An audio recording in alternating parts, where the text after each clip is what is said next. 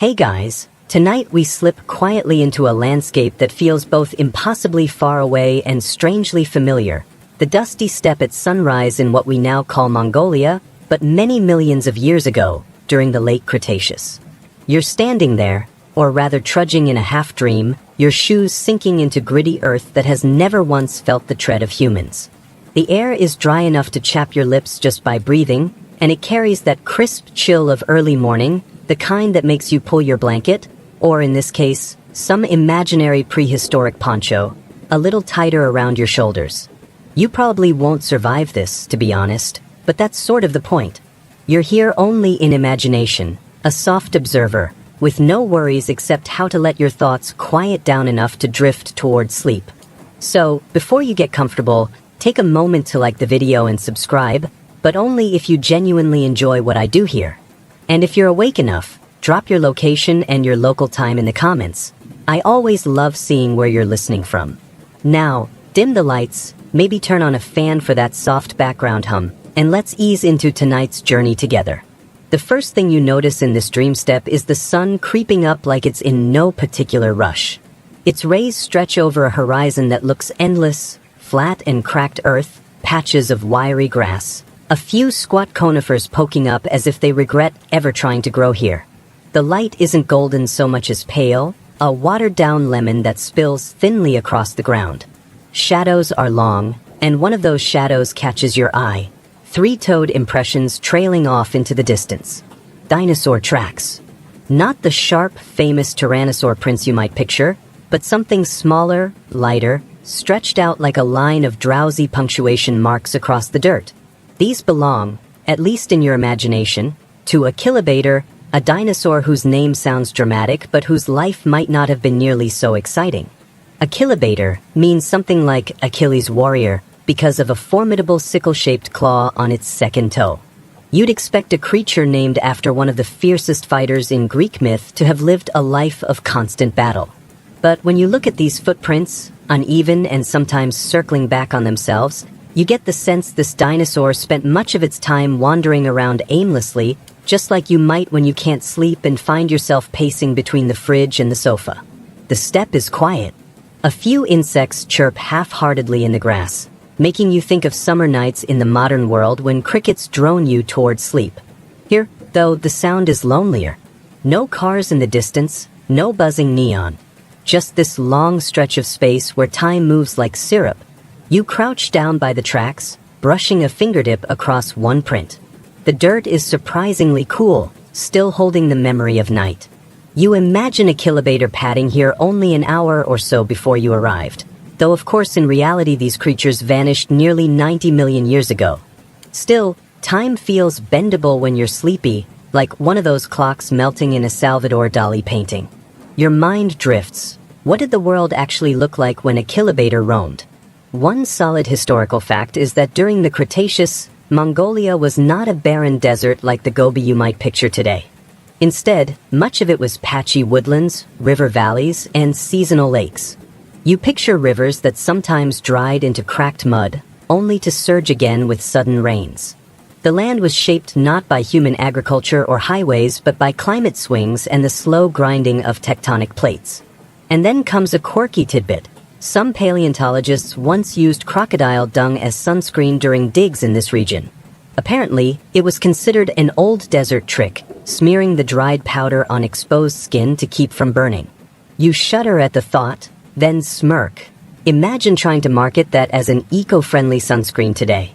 All natural, locally sourced, prehistoric inspired. Probably not going to replace SPF 50 anytime soon. But back to Achillobator. You rise, stretching your neck to follow the trail of prints. They lead away toward a low ridge, a line of jagged rocks that almost glow in the slanted sun. You think about how paleontologists, real ones with brushes and shovels, sometimes follow trails like this for miles, hoping to find a bone bed. It's the world's slowest scavenger hunt. Historians still argue whether Achillobator was truly a large dromaeosaur, the group that includes the famous velociraptor, or something closer to another family of theropods.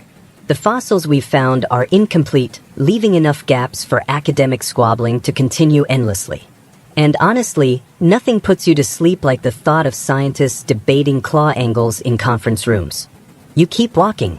The air warms as the sun climbs, though it still has that early morning laziness. Each step kicks up dust that clings to your shoes. You imagine Achillobator itself lumbering forward, not quite sprinting like in the movies, but pacing. Maybe pausing to sniff the ground or tilt its head toward a rustle in the bushes. You imagine its breath steaming faintly in the cool dawn. Its body was probably feathered, though no one's entirely sure, and the feathers wouldn't have been glamorous. Think more scraggly turkey than peacock. Maybe a patchy tail plume that wagged half-heartedly, a crest of bristles down its spine like bedhead hair refusing to lie flat. Not exactly poster dinosaur material, but then again, not everything in prehistory has to look cinematic. You pause on a rise and gaze out over the plain. In the far distance, a sluggish river coils through the earth like a silver thread. You wonder if Achillobator ever cared about views like this, or if it only focused on survival. Finding enough to eat, not getting stepped on by something bigger, not wasting too much energy in the scorching afternoons. The quiet repetition of it all seems oddly comforting. Imagine a life pared down to basics. Wake, walk, sniff, hunt, nap, repeat. As you watch the sun spread across the land, your eyelids start to feel heavy too. The rhythm of your breath seems to match the faint thud of imagined dinosaur footsteps. You realize you're not here to chase down action. You're here to let boredom itself become a kind of lullaby. A thought surfaces. The very first Achillobator fossils were found in 1989 during a joint Soviet-Mongolian expedition, though they weren't described scientifically until the late 1990s. You picture those scientists squatting in the dust, jotting careful notes in battered field journals, maybe sipping warm tea from dented flasks. Their shadows must have looked not so different from yours right now, lean figures cast long across the sand, bending over something small yet astonishing. The difference is, they had to wrestle with bureaucracies, shipping crates of bones across borders, and endless paperwork. You, on the other hand, only have to drift along in imagination until sleep swallows you. Honestly, you're getting the better end of the deal. The prints curve slightly and you follow. The air smells faintly metallic, like hot stone and dust. You think of dry attics, of old books that crumble a little when you flip the page. The landscape is a library of its own, pages written in stone instead of paper. And somewhere ahead, a shadow flickers. You almost think you see Achillobator itself, medium-sized, about 5 meters long, tail stiff for balance, claw lifted like a half-closed pocket knife. But it's only in your mind. The real one has been gone for longer than humans have existed. All that's left is this dreamy reconstruction. A sleepy ghost of claws and feathers wandering with you across the plain. The sun climbs a little higher, and your feet sink deeper into the dust. You let your shoulders slump, breathing slow, letting the thought of an ordinary dinosaur, one who probably spent more hours resting than fighting, settle into your chest like a weighted blanket. The day stretches open before you, uneventful, repetitive, safe. The perfect place to let your own thoughts slow down into stillness. You keep trudging across that endless plain, dust puffing up around your ankles like lazy smoke, until the ground beneath your feet starts to change. The soil feels harder, baked by the sun into something like ceramic. You slow your steps, and that's when you notice something poking through the surface. At first you think it's just another rock, jagged and ordinary, but then you crouch down and see it better. The edges are smoother than stone, the shape oddly organic, curved like a rib and streaked with faint striations. A fossil, half sunk into the ground, lying there like it's been waiting a few million years for you to trip over it. The silence around you deepens, as if the whole steppe knows you've found something fragile. You brush away the dust with your fingertips, careful, almost reverent. A pale arc reveals itself, bone turned to stone, the memory of a creature that once carried itself through this land. Achillobator? Maybe. Or maybe just some poor herbivore that wandered here and collapsed in the heat. You can't tell, and honestly, that uncertainty is half the charm. Fossils rarely give you the whole story. They're like puzzle pieces found under the couch cushions. You straighten up and think about the people who dedicate their entire lives to finding these fragments. Paleontologists, crawling across the desert on hands and knees, scanning the ground until their eyes blur. They're patient in ways most of us can't even imagine. Hours of digging just to uncover a single claw, days of chiseling around a bone to keep it intact. A mainstream historical fact. In the 1920s, American paleontologist Roy Chapman Andrews led expeditions through Mongolia's Gobi Desert, bringing back fossilized dinosaur eggs to the West for the first time. It was headline news then, proof that these strange creatures really did nest and hatch just like birds. Andrews himself became something of a celebrity. His swashbuckling image supposedly even helped inspire the character of Indiana Jones. But if you looked closer, much of his work wasn't action-packed at all.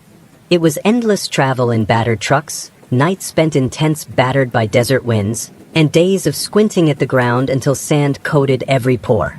You imagine him now, setting his compass, sighing, thinking, another 12 hours of staring at dirt. Adventure is often just boredom stretched thin until you stumble on something worth writing down. As you shuffle forward, your mind offers up a quirky tidbit. Some fossil hunters used to carry small bottles of glue into the field, not for arts and crafts, but for stabilizing bones on the spot. A fossil exposed to air after millions of years underground can crumble like a cracker if it's not sealed.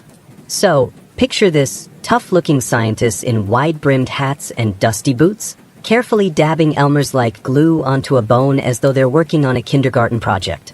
Not quite the movie version of archaeology, but it works. The ridge ahead beckons, so you climb slowly, each step crunching. When you reach the top, the view spreads out again, and below you lies a shallow basin dotted with boulders. Some of those shapes, though, aren't just rocks. They're bone beds, entire deposits where skeletons gather like a prehistoric cemetery. You imagine the scene millions of years ago, a herd of animals caught in a flash flood, buried together in mud, their bodies settling quietly beneath layers of silt. Now, the earth is peeling back, offering you a glimpse of their resting place. And here's a thought to lull you. Historians still argue whether mass fossil beds like these represent sudden catastrophic events, or whether bones accumulated slowly over centuries as animals returned to the same waterhole and died at different times. Either way, the result is the same. Paleontologists crouched in the sun, picking at stone as carefully as if they're untangling necklaces. You wander down into the basin. The stones feel warmer here, as though the sun holds onto them longer. You kneel beside one, tracing the outline of what might be a vertebra. Your shadow spills across it, almost like you're merging with the fossil. Time collapses in moments like this.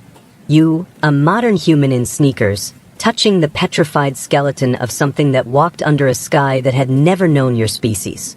You imagine Achillobator itself, somewhere in this mix of bones, maybe reduced to fragments. A claw here, a hip socket there. Nothing dramatic, nothing complete. Just enough for scientists to argue over in conference papers. The thought makes you smile faintly. Maybe the dinosaur would be amused too, knowing its life is now a series of footnotes.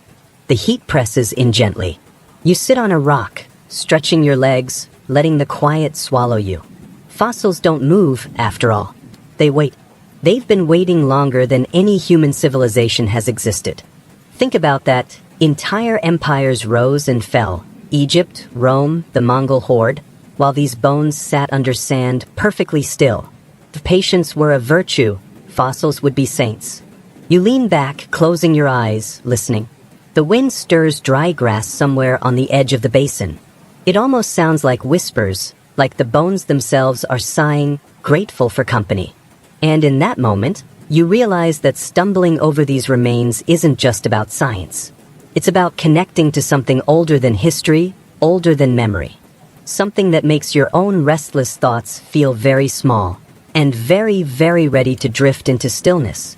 You leave the basin behind, your shoes still chalky with dust from ancient bones, and wander back onto the open plain. The morning air has warmed enough that your breath no longer fogs, but there's still a coolness clinging to the shadows. You follow another faint trail of tracks that curve across a slope, and as you trudge along, your mind latches onto a question that paleontologists love to debate, though you personally may find it just soporific enough to lull you into calm. Feathers or scales?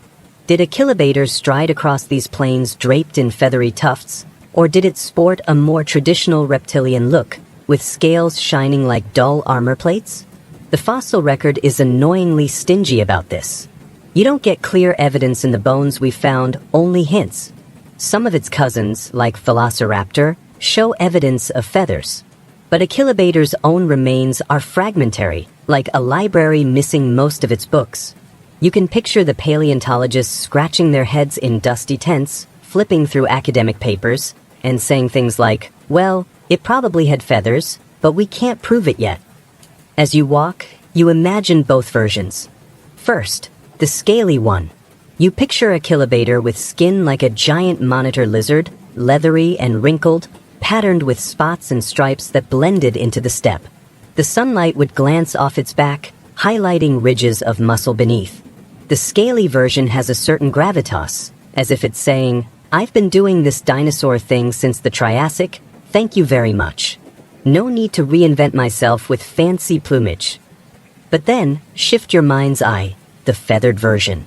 Scrappy bristles along the arms, a tail with shaggy veins, maybe even a ridiculous head crest like a prehistoric bedhead. The feathers might not have been flight-worthy. This creature was far too heavy for soaring, but they could have helped with insulation or display. You picture two Achillobators meeting and shaking their tails like awkward turkeys as if to say, hey, look at my fluff, it's shinier than yours. If nothing else, the feathered version seems more relatable, like the awkward cousin of modern birds. One solid fact you can cling to, birds are dinosaurs, not just descended from them but directly linked in their bones, their hips, their hollow skeletons. Every time a pigeon struts across a city sidewalk, you're basically watching a tiny, urbanized raptor go about its day. A fun thought to file away for your next sleepless walk at 2 a.m. That grumpy sparrow yelling outside your window has a family tree that goes back to creatures like Achillobator. Then a quirky tidbit drifts in. In the 1990s, some paleontologists argued passionately in journals over whether feathered dinosaurs should be drawn with mullets. Yes, mullets. The idea was that certain feather patterns, based on fossil impressions, might have left dinosaurs with tufts at the back of their heads or along their tails that resembled that famous business in the front, party in the back haircut. You smirk at the thought. Achillobator stomping across the Cretaceous steppe looking like it just left an 80s rock concert. Evolution doesn't always care about style, but humans sure can't resist imagining it. Historians still argue whether feathers on mid-sized predators like Achillobator were primarily for warmth, for signaling to mates, or just evolutionary leftovers with no grand purpose. It's one of those debates where no one agrees completely, and every conference ends with more coffee spilled than questions answered.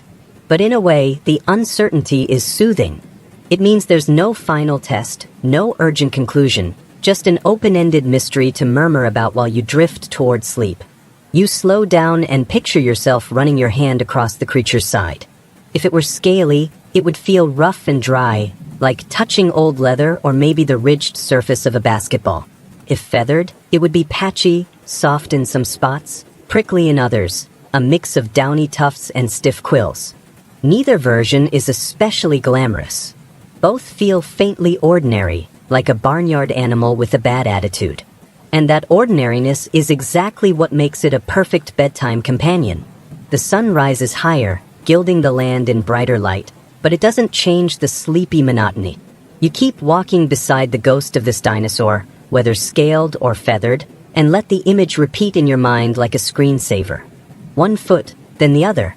A tail swishing like a pendulum. Feathers ruffling, or scales cracking slightly as muscles shift. Nothing dramatic, nothing terrifying. Just a creature carrying itself through an ordinary day, the way you carry yourself through one sleepless night. And with that thought, your shoulders loosen a little, your eyelids heavy again, as if the question itself, feathers or scales, isn't meant to be answered, only asked, slowly, over and over, until silence finally wins. You shuffle on, dust still clinging to your shoes, the quiet broken only by a low breeze that whistles through the grasses. The tracks ahead twist and widen, and you can't help but wonder what this ordinary predator might have eaten as it trailed across its Cretaceous home. Lunch, or maybe breakfast, depending on when it last managed to catch something, was probably not glamorous. You picture Achillobator pausing in the steppe, head cocked to the side, watching for the twitch of something smaller, something edible. The scientific papers always describe it in brisk phrases: a mid-sized carnivore, 5 meters long, roughly 300 kilograms, likely preying on smaller vertebrates. That sounds clinical, but in plain terms, it means Achillobator probably made a habit of chasing down little lizards, cornering rodents, or snapping up an early mammal foolish enough to scurry too loudly in the grass. Forget the Hollywood image of bloody duels with towering giants. Most of the time, this animal's menu was closer to bite-sized snacks than cinematic feasts. You squat near a patch of rock where the soil has eroded into tiny gullies. If you squint, you imagine a lizard darting between cracks. The poor thing doesn't have much of a chance. Achillobator's claw, that famous sickle-shaped weapon, wasn't just for show. One quick strike and dinner is served, though let's be honest, served is a generous word. More like snatched and gulped with no table manners whatsoever. Here's your grounding fact. Paleontologists studying related dromaeosaurs found that their teeth were serrated, shaped like steak knives. Not designed for crushing bone like Rex, but for slicing flesh into strips. Achillobator probably used its jaws to tear its meal into manageable pieces, shaking its head like a modern bird of prey. That's the reality, not glamorous banquets, but hasty tearing, swallowing, and then probably lots of sitting around digesting. And because every moment needs a quirky tidbit, consider this. Early fossil hunters sometimes mistook the bones of small mammals found near dinosaur remains as last meals. They'd open a ribcage area, find a cluster of bones inside, and declare, evidence of what this predator ate. Later studies suggested many of those bones had simply washed into the carcass by accident. Imagine being the mammal bones, forever mislabeled as some dinosaur's stomach contents when really you just got swept in by a stream. A very unfortunate legacy.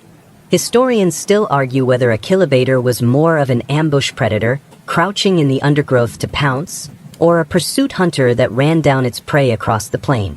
Either way, the prey probably didn't get much warning.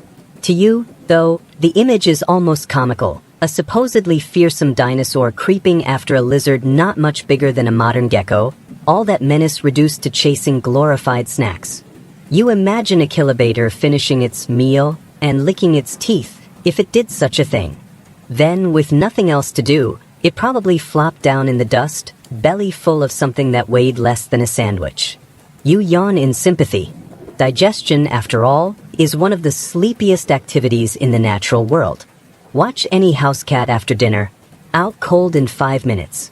Maybe Achillobator wasn't so different. As you keep walking, the heat begins to rise. The sun bears down harder, pressing on your shoulders, the way it must have pressed on that dinosaur as it lumbered off to find shade.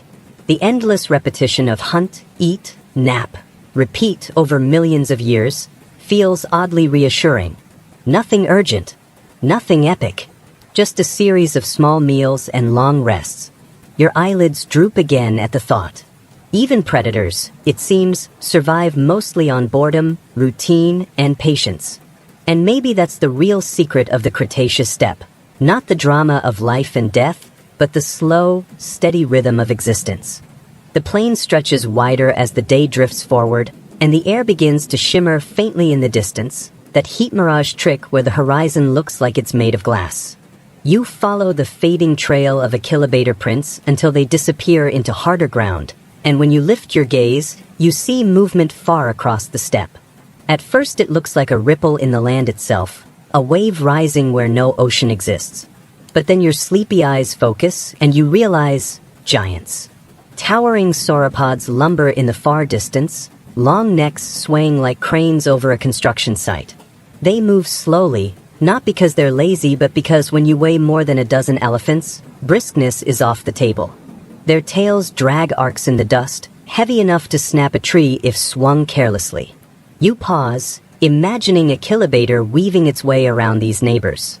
Here's a grounding fact. Fossils from the Nemegt Formation of Mongolia, roughly the same layers where Achillobator was discovered, include remains of enormous sauropods like Nemegtosaurus and Opisthocoelicaudia. These plant eaters would have towered over a predator like Achillobator, making it look more like a house cat skulking under the legs of giraffes. The steppe must have been a constant landscape of scale, tiny mammals scurrying at your feet, medium-sized predators lurking in the brush, and in the background, mountains of muscle that could blot out the sun. You shade your eyes with a hand and imagine the scene more closely. Achillobator, practical as ever, probably didn't bother the giants. Too much work, too much risk. Instead, it skulked around the edges, perhaps picking at scraps left behind, or snapping at the smaller creatures startled by the sauropod's movements. For a dinosaur with a warrior's name, it lived more like a scavenger opportunist, which is frankly a little relatable. A quirky tidbit slips into your thoughts. Early paleontologists sometimes found sauropod footprints so large that they filled with rainwater and created temporary bird baths for smaller animals. Picture that, tiny creatures sipping from puddles shaped like a colossal footprint. The sauropod long gone, but its mark serving as a makeshift water dish. You can almost see Achillobator nosing toward one, drinking cautiously, all the while glancing up at the passing legs of giants. Historians still argue whether mid-sized predators like Achillobator actively hunted juvenile sauropods, or whether that's more of a romantic guess than reality. A baby sauropod would have been tempting, sure, but baby is a relative word. Even young ones could outweigh a grown Achillobator. You imagine the scene, our feather-ruffled friend eyeing a calf, weighing the odds, and then deciding, maybe stick to lizards today. You stroll onward as though you too are threading through these herds, the ground vibrating faintly with each massive step. The giants aren't aggressive. They simply exist, moving with the kind of slowness that becomes hypnotic if you watch too long. Their shadows roll over you like passing clouds. And you realize that in a world this crowded with size, Achillobator had to be careful. Not the star of its ecosystem, not the apex predator Hollywood loves to cast, but a side character who survived by staying out of the way. And doesn't that ordinariness feel comforting? Not every creature has to be king of the food chain. Sometimes survival looks like slinking through tall grass, avoiding tail swings, and waiting patiently for leftovers. You breathe in deeply, let the thoughts settle, and walk a little slower. Even among giants, the smaller lives carry on in their own rhythms, quiet, steady, forgettable, and somehow, that's the perfect rhythm to ease your own thoughts toward sleep. You keep drifting through that wide plain, the sauropods fading into the haze behind you, their long necks swaying like cranes on the horizon. The ground crunches underfoot, a mix of dust and brittle plants, and you find yourself circling back toward the smaller, subtler question of Achillobator's habits. Not what it ate, not how it looked, but how it lived day to day. Was it a social animal, padding through the landscape in a loose pack, or a loner, slipping quietly from shadow to shadow with no one to keep it company? The prints you've been following don't always help. Sometimes they run parallel, as though more than one animal moved in the same direction. Sometimes they overlap, a jumble of claws and toes that could mean a group, or just coincidence. Fossil tracks, after all, don't come with captions. You kneel to study a cluster of them, as though the dust itself might tell you whether Achillobator preferred chatter or silence. Here's your solid fact.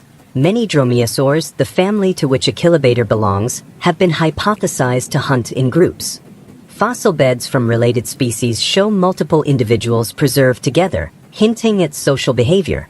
The idea of raptor packs gained traction in the late 20th century, fueled partly by popular culture. Yes, the infamous pack hunting scenes in Jurassic Park left their mark even on scientific debate. But the evidence is far from airtight. Which brings you to the quirky tidbit. Some paleontologists once half-joked in papers that what looks like pack hunting might actually have been nothing more than pack dining. In other words, these dinosaurs might not have coordinated hunts at all. They could have simply shown up after the kill, crowding around like pigeons on a city sidewalk when someone drops a French fry. Not exactly noble teamwork, more like prehistoric freeloading. Historians still argue whether the pack hunting theory is supported by enough data. Did dromaeosaurs really strategize like wolves, or are we projecting our own social biases onto them? Was Achillobator trotting beside its cousins, coordinating ambushes, or just wandering alone, occasionally crossing paths with another of its kind in awkward silence? You imagine two meeting at dusk, one dinosaur blinking at the other, both unsure whether to fight, to mate, or to ignore each other completely. As you walk, you test both images in your mind. First, the pack version. You see half a dozen Achillobators loping together, their tails stiff, their claws gleaming in the low light. They fan out through the grass, a surprisingly graceful formation, like dancers spreading across a stage. Each glance, each twitch of the tail communicates intent. When they move as one, an efficient, unsettling harmony. Then the loner version. A single Achillobator trudges across the plain, its claw lifted, feathers ragged, eyes half-lidded. It stops to sniff, digs at the ground with one toe, then resumes its aimless wandering. Hours pass like this. Nothing to do, no company to share the boredom, just step after step into the long grass. Somehow, this picture feels even more likely. Less dramatic, maybe, but more in keeping with the sleepy, repetitive rhythm of life. The sun edges downward now, late afternoon sliding into evening. The air cools a little, a sigh of relief after the day's heat. You imagine your Achillobator, whether part of a pack or entirely alone, finding a low ridge to curl against, scratching at the ground before settling into stillness. Maybe, if there were others, they slept in loose clusters, tails overlapping for warmth. Or maybe each one found its own hollow, silent, and solitary. You can't be sure, and the uncertainty is oddly restful. Because here's the truth, you don't need the answer tonight. You don't need to know for certain whether Achillobator was a social butterfly or a grumpy introvert. What matters is the gentle repetition of possibilities, like a rocking chair creaking back and forth. With each step, with each debate left unresolved, your thoughts grow slower, your shoulders softer. Whether in packs or alone, the dinosaurs of this plain lived their lives one quiet day at a time. And so do you, for now, wondering, slowly drifting towards stillness.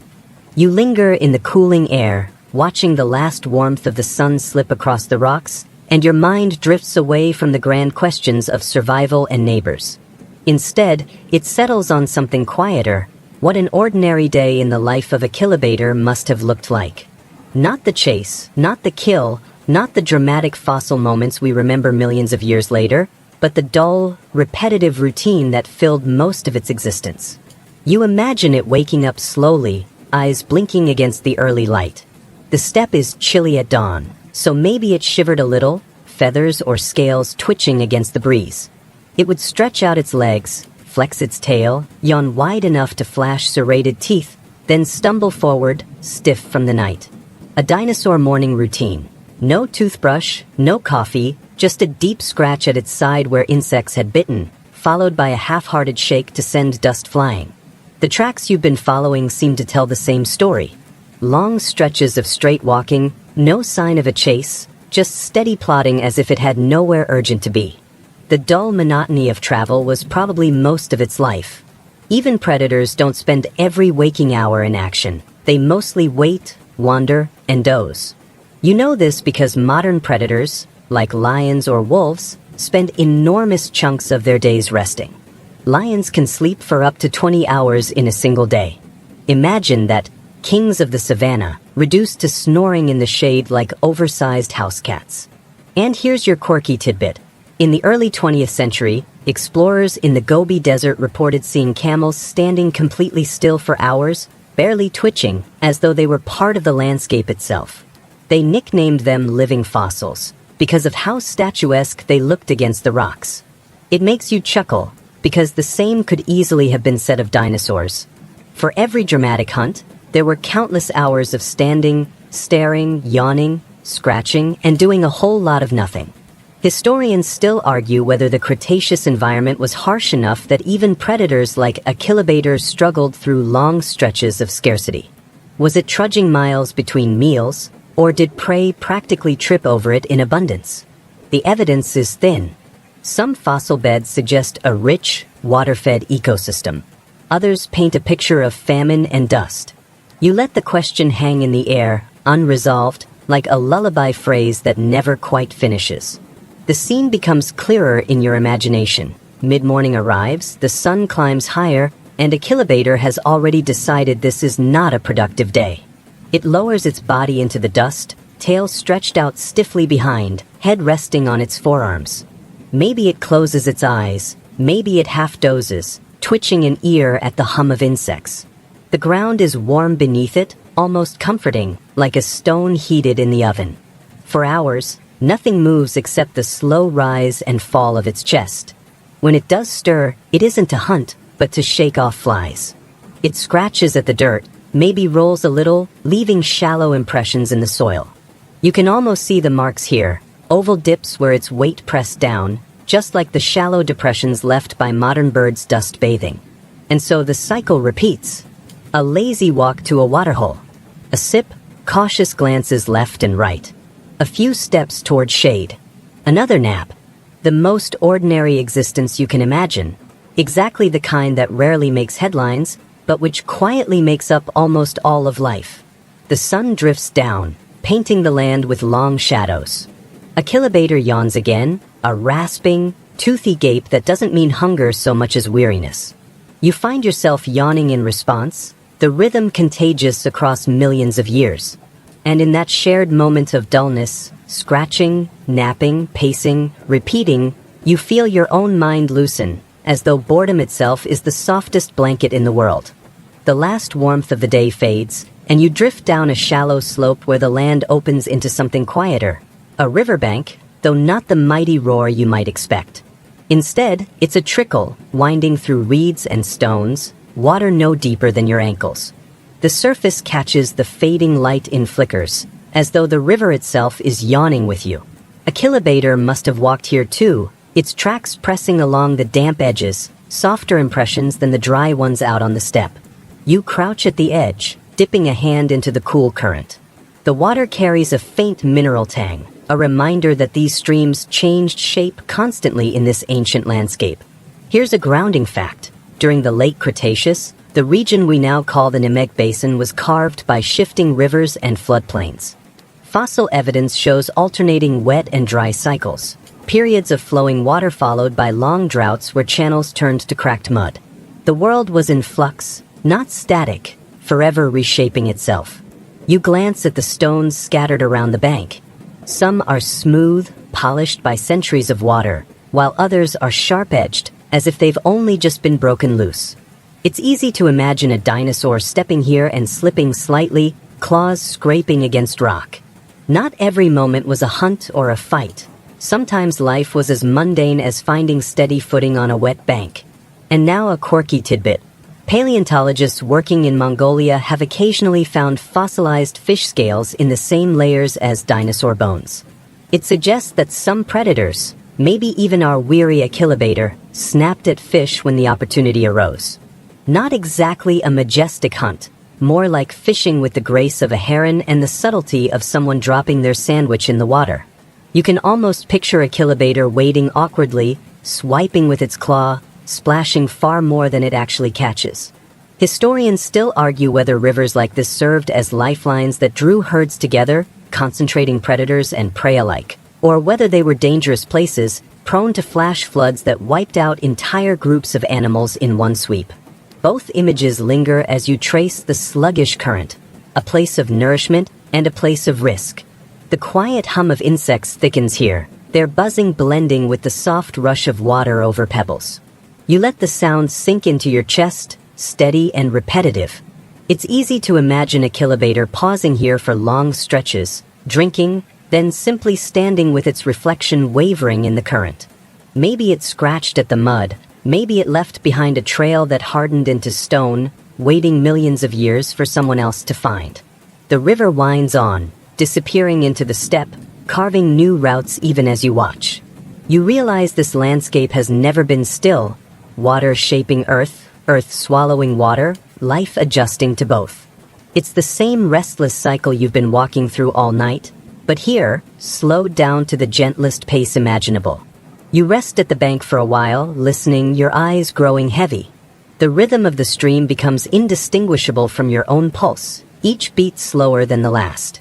You could sit here forever, and the world would continue to change around you, carving new paths, leaving old ones behind, quietly, endlessly, like the flow of thought before sleep.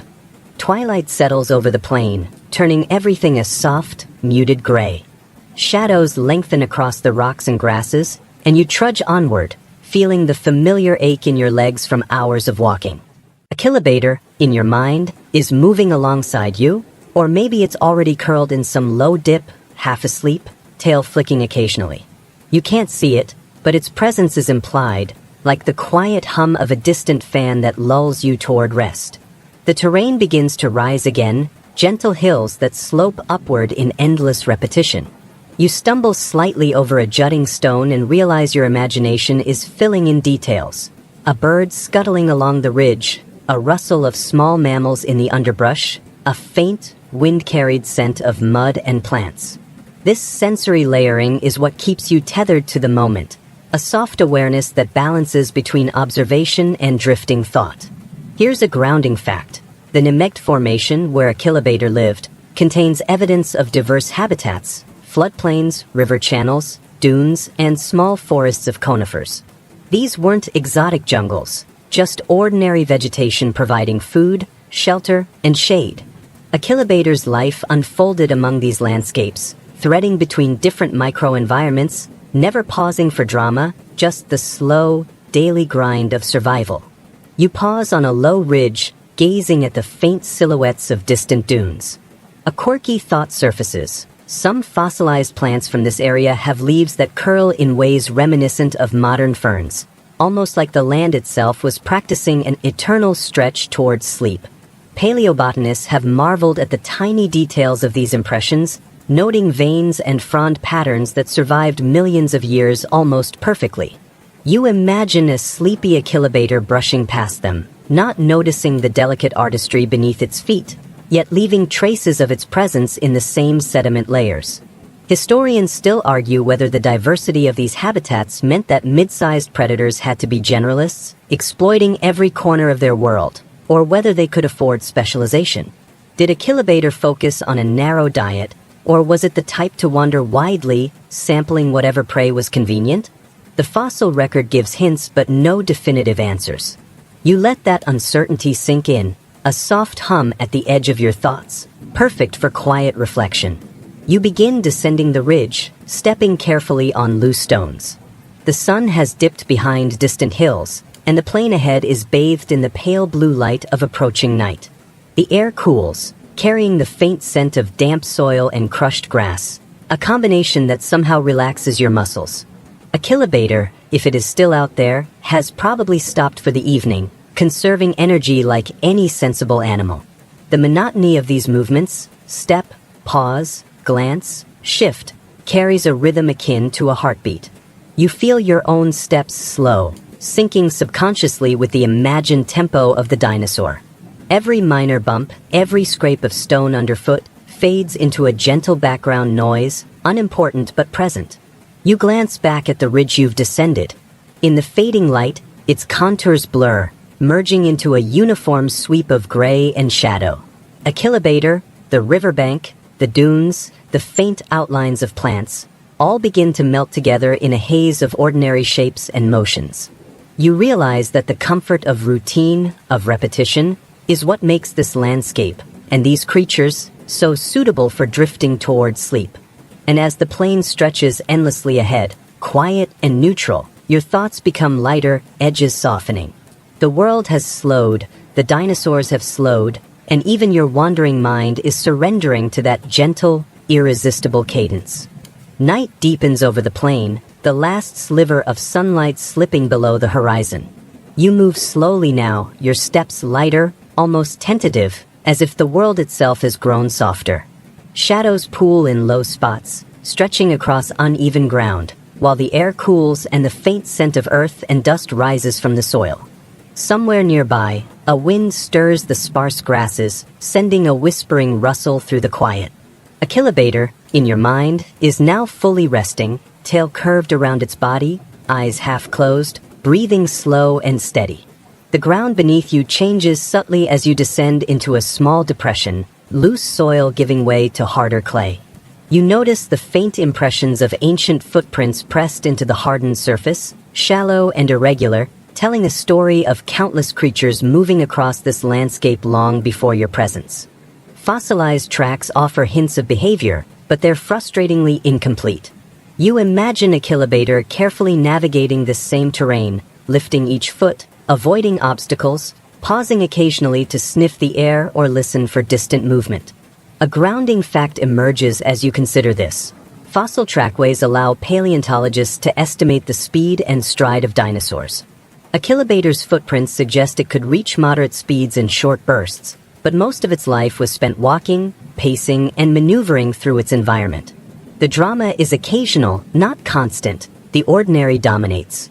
And now for a quirky tidbit. Some researchers have noted that the spacing of footprints can reveal dawdling behavior, a sort of prehistoric pause for thought. Scientists jokingly call this the dinosaur daydream, moments when creatures meandered without purpose, perhaps distracted by the wind, the scent of food, or the shadows shifting in the fading light. You picture Achillobator in one of these dawdling stretches, moving with a gentle, almost lazy deliberateness, tail swinging slightly, claws tapping against stone. Historians still argue whether such pauses were survival-driven or simply habitual. Did dinosaurs have idle time because it was necessary to conserve energy, or because their instincts allowed for brief moments of leisure? Evidence is fragmentary, and much of the interpretation relies on subtle spacing and stride patterns, leaving room for debate. As you walk along the ridge overlooking a shallow valley, the cool air fills your lungs and sharpens the sense of place. Stars begin to prick the sky, faint at first, then more boldly as twilight fades. You imagine Achillobator gazing at the same heavens, if indeed it looked upward at all. Perhaps it sensed the passing of time in the slow arc of celestial bodies, unaware but rhythmically tied to the cycles that govern night and day. You pause, letting your fingers brush against a rock, feeling its warmth fading into the night. The ordinary rhythm of life, walk, pause, sniff, rest, continues unabated, a gentle reminder that existence doesn't need spectacle to be meaningful. The landscape is quiet now, filled with the subtle sounds of night insects, the soft rush of distant wind, and the faint echo of creatures long gone. In this calm, your own mind begins to mirror the step. Each thought slows, each step forward softens, and the imagined rhythm of Achillobator's movements blends seamlessly with your own. The ordinary, steady cadence of life millions of years ago becomes your lullaby, quiet and dependable as the night stretches on endlessly. The stars have grown bolder, the sky a deep indigo quilt scattered with pinpricks of light, and you continue across the plain, your feet tracing shallow impressions in the cooling soil. The air carries a soft, earthy scent, punctuated by the faint tang of mineral-rich dust that has been baked under countless suns. You imagine Achillobator in the same stillness, breathing slowly, its body pressed close to the ground, a silent observer of the night's subtle rhythms. As you move, the landscape shifts slightly. A shallow depression becomes a low rise, tufts of grass giving way to patches of bare soil. Each step is measured, careful, in tune with the gentle sway of the world around you. Here's a grounding fact. Trackways from related dromaeosaurs suggest these creatures were cautious walkers at times, navigating uneven terrain and avoiding obstacles with surprising precision for their size. You imagine Achillobator lifting its clawed toes deliberately, feeling the texture of the earth with each step. And now, a quirky tidbit. Some fossil footprints in Mongolia contain small, almost imperceptible scratch marks. Paleontologists once speculated these might be evidence of dinosaurs pausing to dig for insects or nibbling plants, though it could also just be accidental claw slippage. Picture it, a mighty predator momentarily reduced to a clumsy gardener, scratching the soil like an absent-minded child. The absurdity of that image brings a faint smile, even as your eyes grow heavier.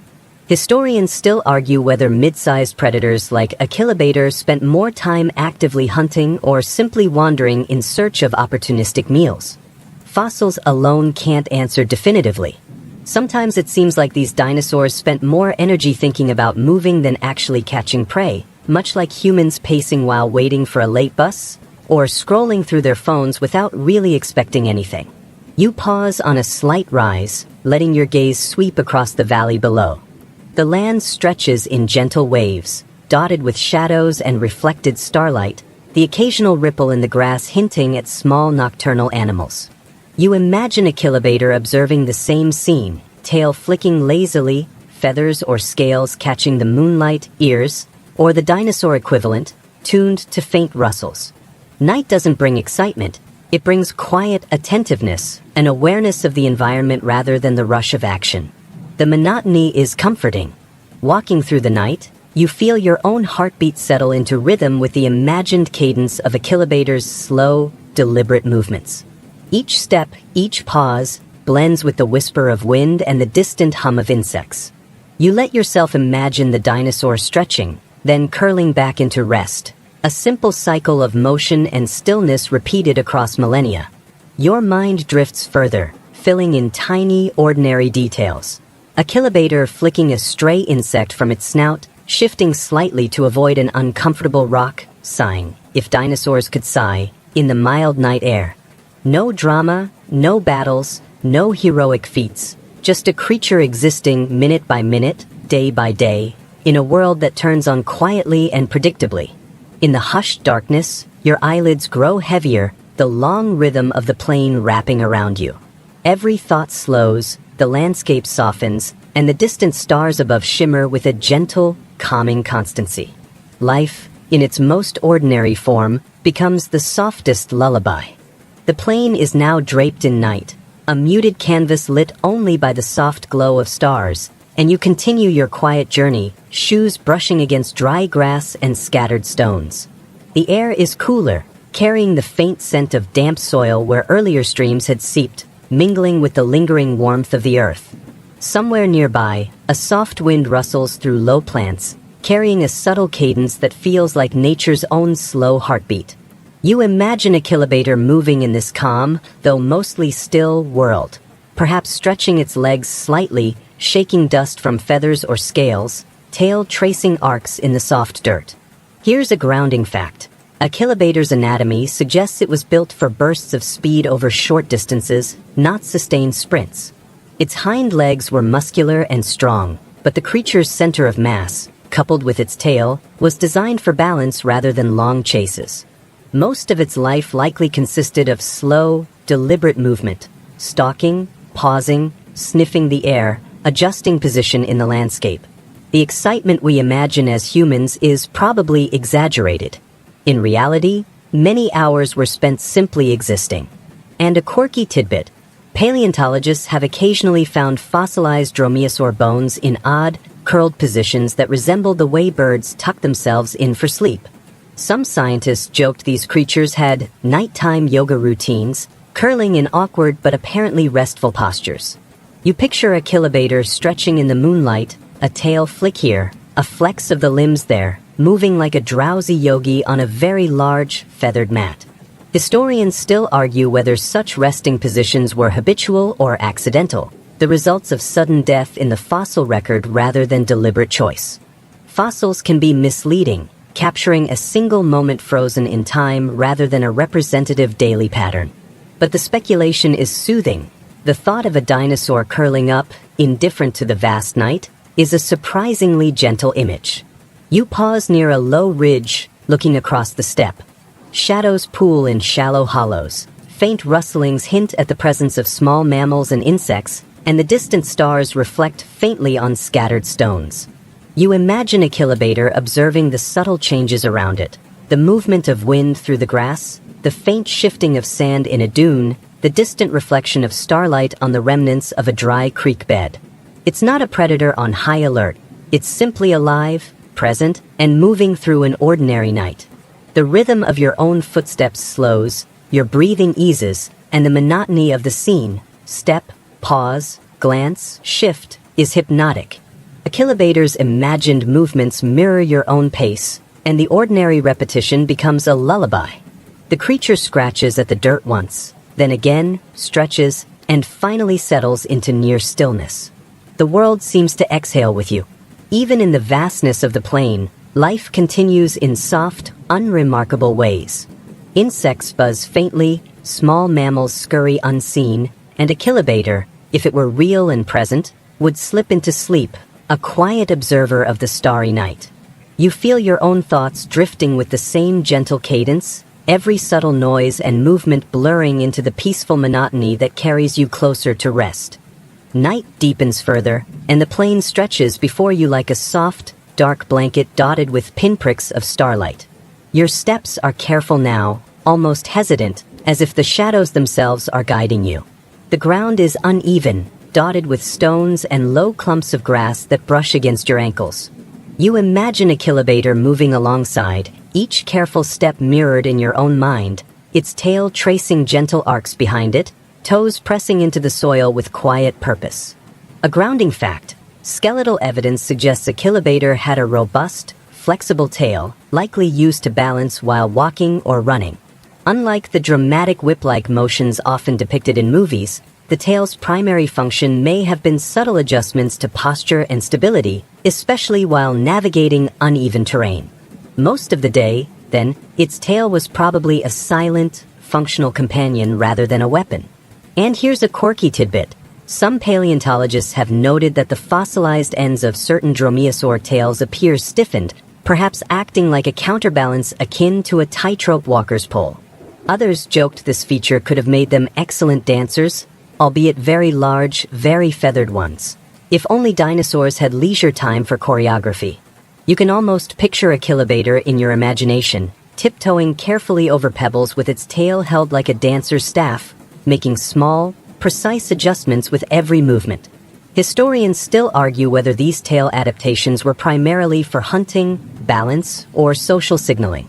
Some suggest the rigidity might have been useful in mating displays or even defensive posturing.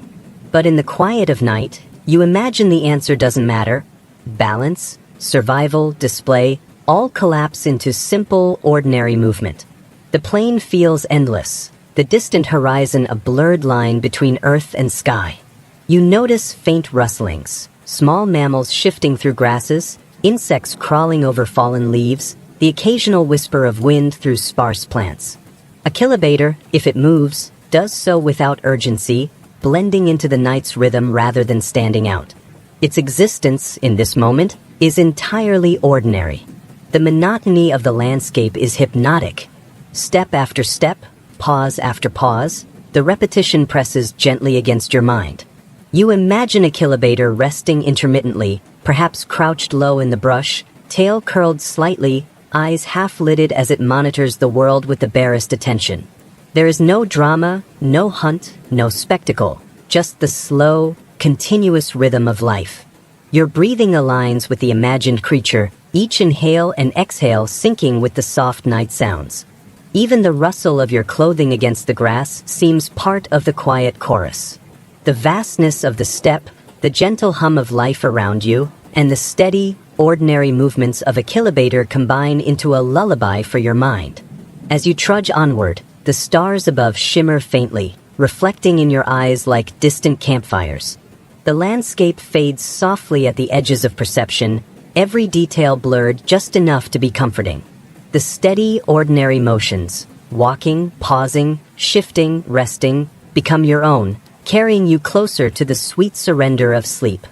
The night has thickened into a velvet canopy, sprinkled with countless stars that blink softly in the cool air. Your footsteps are almost soundless, cushioned by dust and scattered grass. The plain stretches endlessly, low ridges and shallow dips folding gently into one another, creating a quiet rhythm of rise and fall beneath your feet.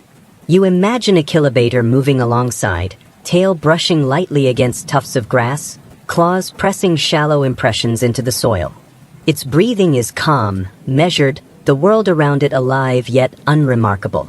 Here's a grounding fact. Studies of Achillobator's skeletal structure suggest strong leg muscles paired with relatively light bones, making it efficient at sudden bursts of speed but built primarily for steady movement. Most of its life likely consisted of gentle pacing, cautious observation, and small adjustments to navigate the terrain, rather than dramatic chases or spectacular attacks. You imagine it lifting one claw, placing it down, then moving the other, a silent rhythm almost hypnotic in its simplicity. And a quirky tidbit: fossilized footprints of other dromaeosaurs sometimes preserve the faint impressions of their claws dragging slightly, suggesting moments of hesitation or minor slips. Paleontologists jokingly called these oops moments, imagining dinosaurs pausing to reconsider a step, much like humans stepping over a misplaced stone and muttering under their breath. You picture Achillobator in one of these tiny oops pauses, tail flicking, perhaps slightly embarrassed by its own awkwardness. If dinosaurs could even feel embarrassment. Historians still argue whether such pauses were strategic or incidental. Did mid-sized predators consciously hesitate to avoid danger, or were these subtle missteps merely natural quirks of walking on uneven terrain? The record is ambiguous, leaving room for the imagination to wander. As you continue, the air grows cooler, the plain quieter. You notice distant rustlings, small nocturnal mammals shifting through grass, insects crawling imperceptibly over stones. Achillobator would likely observe these minor movements, though it would rarely act on them. Most of the night was spent in stillness, punctuated only by small adjustments. A scratch, a shift in weight, a cautious step. Life unfolds in subtlety, not spectacle. Your own steps slow, mirroring the imagined creature. Each movement blends into the ambient sounds, the whisper of the wind, the faint scratch of small animals, the distant sigh of shifting earth. The monotony of repetition becomes hypnotic.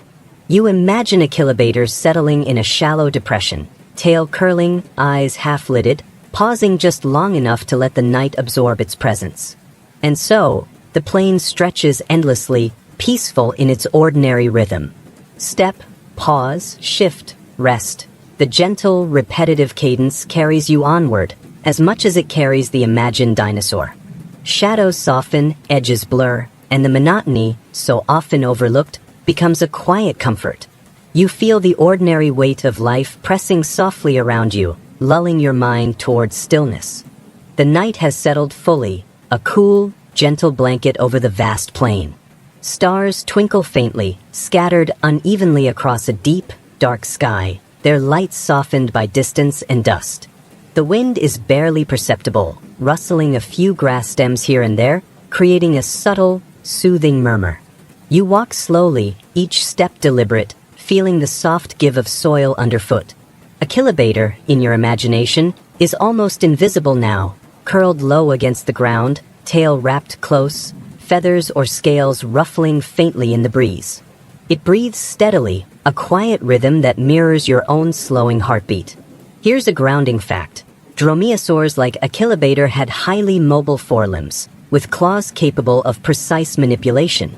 Yet most of the time, those limbs were at rest, tucked close to the body when the animal was inactive. The extraordinary potential for movement was usually unnecessary. The day-to-day life of such a predator was quiet, measured, and largely uneventful. You imagine it stretching once, shifting slightly, then settling back into the same spot, undisturbed by the vastness surrounding it. And now a quirky tidbit. Fossilized dromaeosaur skeletons are sometimes found in positions so compact they resemble modern sleeping birds, with tails curling and heads tucked close. Paleontologists jokingly refer to these as dinosaur nap times, envisioning a prehistoric slumber party, silent, awkward, yet oddly relatable. Achillobator, in your mental image, could easily be participating in one of these centuries-long, fossilized nap sessions, utterly unconcerned with the grand narratives we humans impose. Historians still argue whether Achillobator was primarily nocturnal or crepuscular, active in twilight or night. The debate remains unresolved because the fossil record offers hints but no certainty. You let the uncertainty drift into your mind like a soft fog, unimportant, even comforting. It's enough to know that life continued steadily, in ordinary, repetitive patterns that rarely demanded attention. You trudge forward through the moonlit plain, feeling each step sync with the imagined pacing of Achillobator. The world seems quiet, undemanding. Every movement, the scratch of claws, the shift of a tail, the faint flutter of feathers, is small, ordinary, and hypnotic. Step, pause, glance, rest. The repetition becomes a lullaby, each beat slower than the last. Distant sounds, tiny mammals, insects, the faint sigh of the wind, blend into a soft, continuous hum. You imagine the dinosaur rising briefly to sniff the air, then lowering its head again, comfortable in its solitude. The stars reflect faintly off scattered stones and shallow depressions, casting gentle glimmers that mimic the subtle pulse of living things. The landscape is ordinary, vast, and safe in its monotony. Achillobator's life, neither glamorous nor dramatic, becomes the perfect guide for your own transition towards stillness. You feel the rhythm of its existence resonate within your own mind. Slow, consistent, unremarkable, and therefore profoundly calming. Each step and pause carries you further from wakefulness, the endless plain folding into quietude, shadows melting into darkness, thoughts softening into gentle, lulling repetition.